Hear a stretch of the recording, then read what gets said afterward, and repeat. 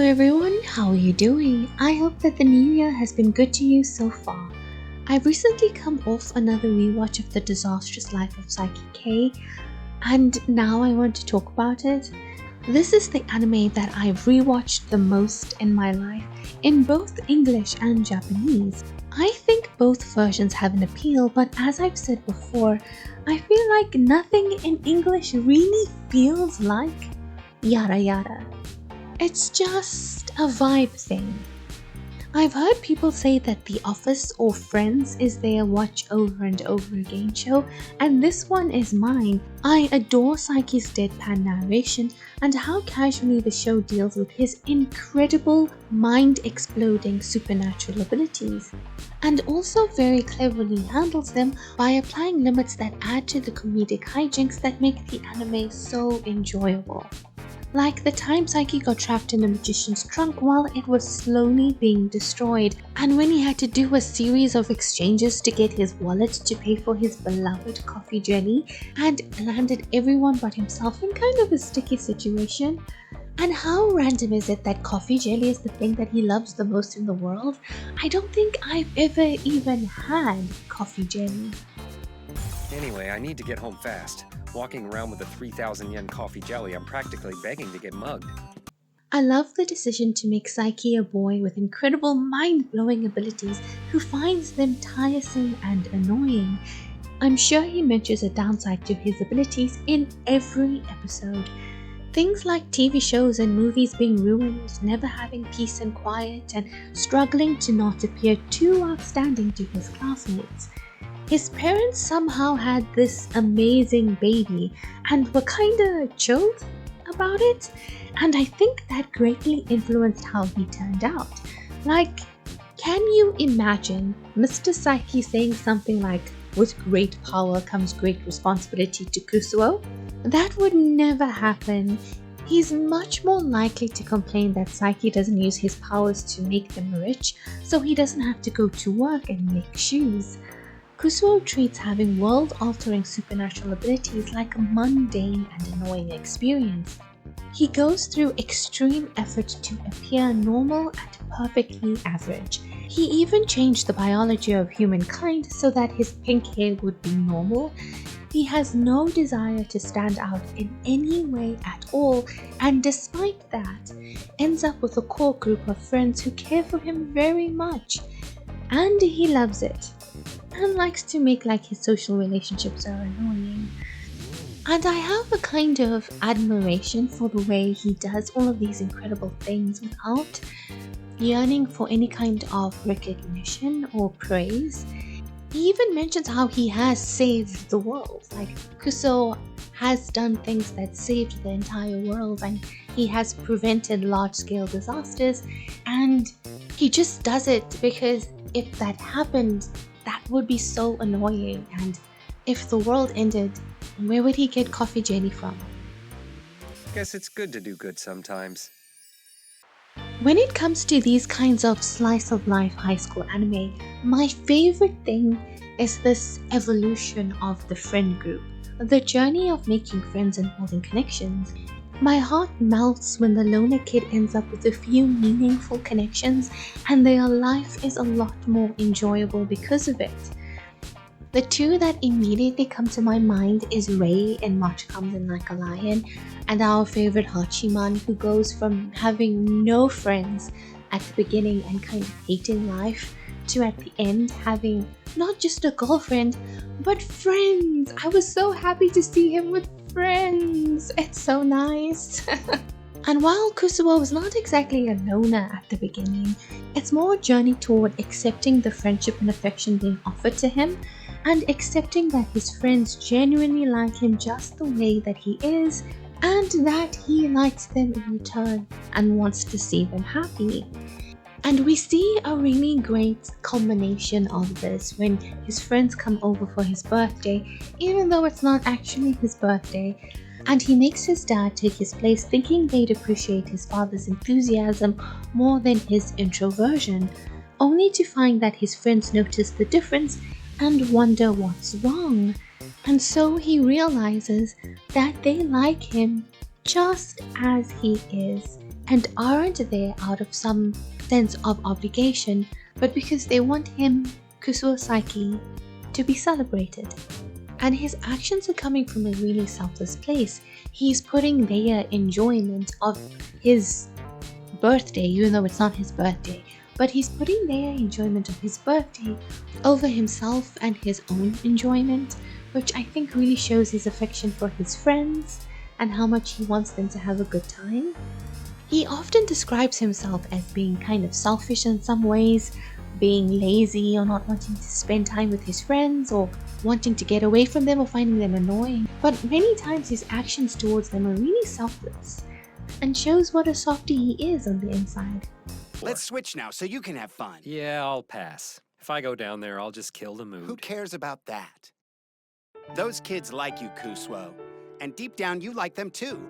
But I have this weird feeling something's wrong. Like what? Like he wasn't being himself. Yeah, he seems pretty distant. Yeah, I know what you mean. I wonder if he's forcing himself to get along with us. No, that'd be awful. He should feel comfortable around his friends. Fine. Normal Kusuo Saiki it is.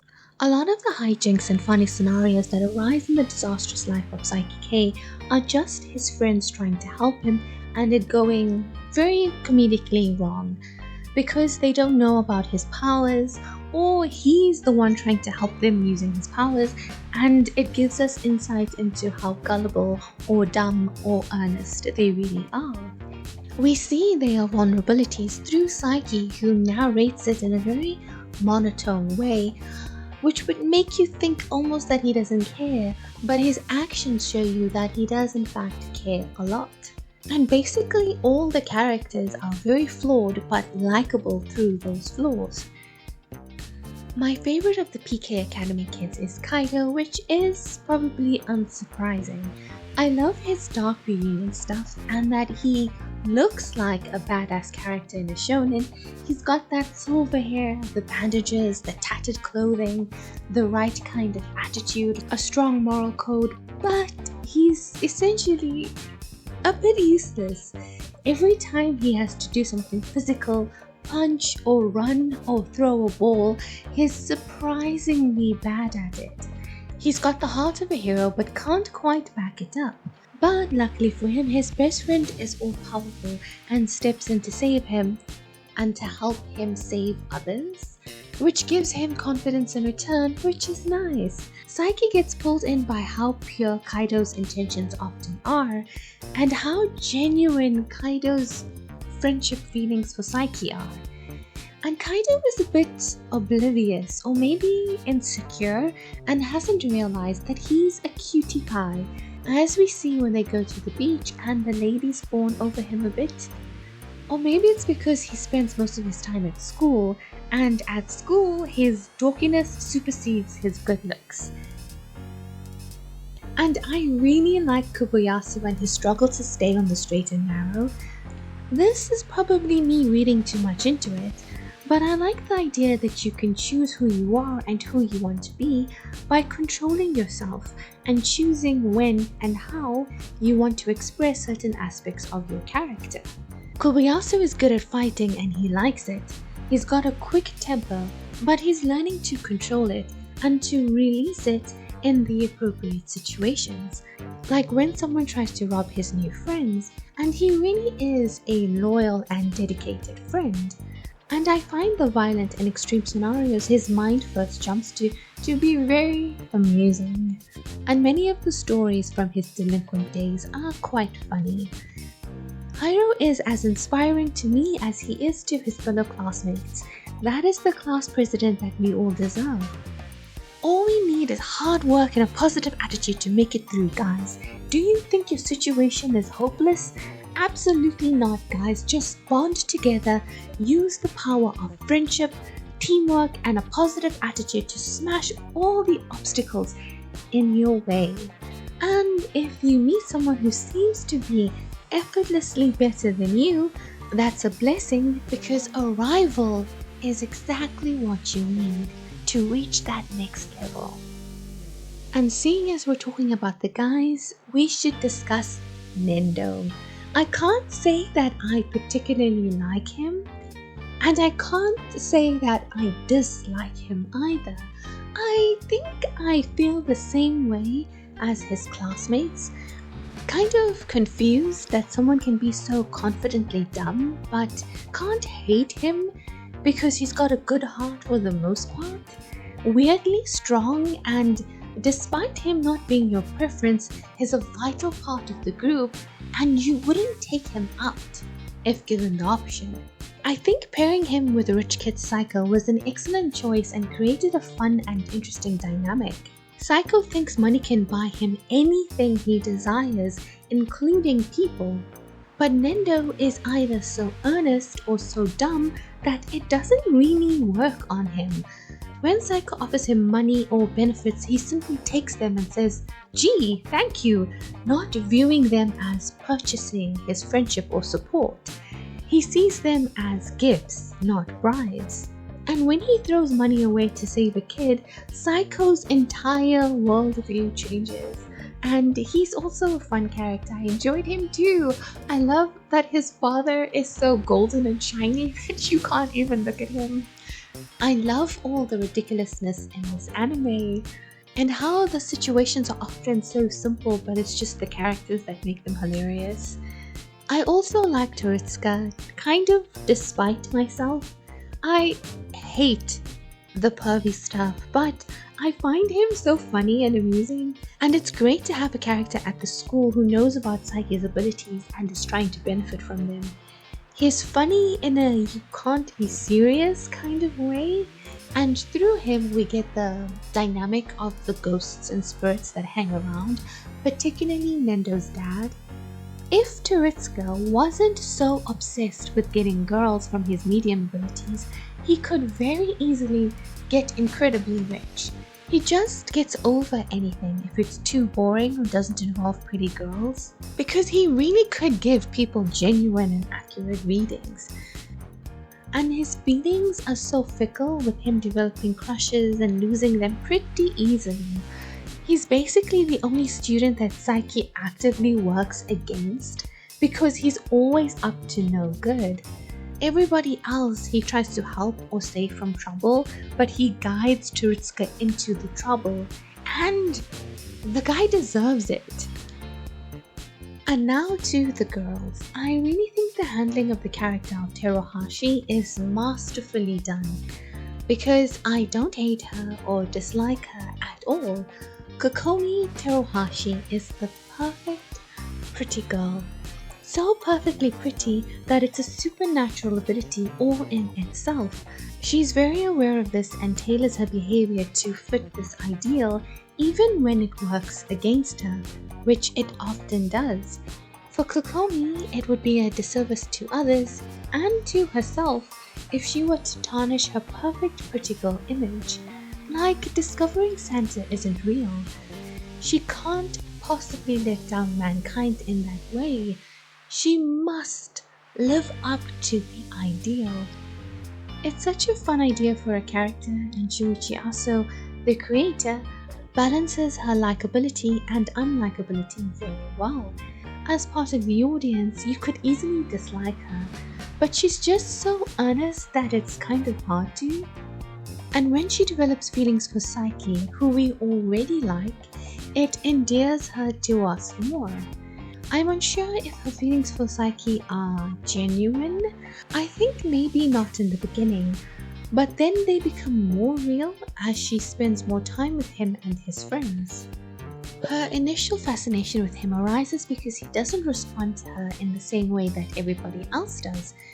He doesn't say, "Oh wow," when she speaks to him. Because to Saiki, she's just the same as everybody else. Because of his X-ray vision, everybody is just skinless, essentially. And for Kokomi, this is possibly the first time in a long time that someone, specifically a boy, truly surprised her. She becomes intrigued and interested in Saiki and obsessed with getting that "oh wow" reaction. And because he doesn't see her like everybody else does, it allows the two of them to have a dynamic that she doesn't have with anybody else. At first, it's clear that the version of Saiki she envisions in her mind is not true to life, But over the course of the series, she does begin to see him for who he is, as we can see in that excellent birthday scene when they all recognize that Saiki isn't his usual self. So ultimately, the most unlikable thing about Teruhashi is her brother, who is also a victim of her incredible perfection, and that's creepy, and I hate that anime does this creepy, obsessive brother-sister love thing so often. I don't have too much to say about Yumihara, except that I really sympathize with her and the futility of standing out when someone like Kokomi exists in such close proximity. I do ship her and Kaido and think they'd make a cute couple, except she can be a bit fickle sometimes, but it's forgivable considering she's just a teenager. I mean, Kaido actively pretends to be the protagonist of shonen manga. I have conflicting feelings about Miura, as I don't find poverty and hunger amusing. And I'm not trying to be superior or too serious because this is a very silly anime, but I almost wish her situation had been done slightly differently. Maybe she's not starving all the time, but she can't afford any extras or anything more than like the basic. So she's always working to afford those little extras that teens love. Or her food is really minimal and standard, so when she has the opportunity to have something special, she goes overboard. That's just my preference, but I'm not trying to make a big deal out of it. As I said, this is a very silly anime and I take it as it's presented. I also do want to mention the perfectly average kid that Saiki worships. Throughout the series, we see him really strive to be perfectly in the middle and not stand out at all, and he achieves mixed results with those efforts. So when he comes across just the most perfectly average boy to ever exist, he is absolutely fascinated and envious, and no one around him can appreciate it the way that he does. I also love the random addition that Saiki's grandfather is tsundere and the funny situations that brings about, especially after he becomes aware that Kusuo can read his mind. Saiki has a complicated relationship with his mind-reading abilities. He says that he hates them, but also secretly deep down inside he loves them. Well, let's not say that he loves them, but for him they've become intrinsically linked to who he is as a person and how he exists in the world. They're another sense like eyesight or hearing, so when he is without his mind-reading abilities, it throws him off because the way he has to move through the world becomes inherently different. And a lot of what he does is a reaction to people's thoughts as opposed to their words and actions. And when it comes to him intervening in any given situation, based on his insider information, it just depends on how he feels. Like right at the beginning, he lets his parents fight, knowing internally they love each other very much, and he only intervenes when it begins to inconvenience him. He also doesn't do anything overt with regards to his grandfather's tsundere tendencies. Like, he can hear what his grandfather wants, but he doesn't give it to him, except when it's something as simple as quietly eating his dessert in the same room as him. But we also see him go way out of his way for his friends, going so far as to follow them around, especially Kaido. And I thought it was very sweet when he protected his friends from the school bullies trying to get money from him through the dark reunion stuff. Basically, Saiki is an interesting guy because you don't always know how he's going to handle any particular situation, and often these situations are really mundane and they can almost be described very basically, but it's all the interactions and the commentary that makes it really funny, and that takes a real talent to do. So yeah, that's gonna be it for me, and I hope that you enjoyed this video. If there's anything about Saiki that you particularly enjoy, I'd love to hear about it in the comments down below. If you're new to the channel, please subscribe and like if you enjoyed this video. I hope that you have a good day. I hope that you have a good week. I'll see you in the next video. I'm Kayla. See you in the next one. Bye!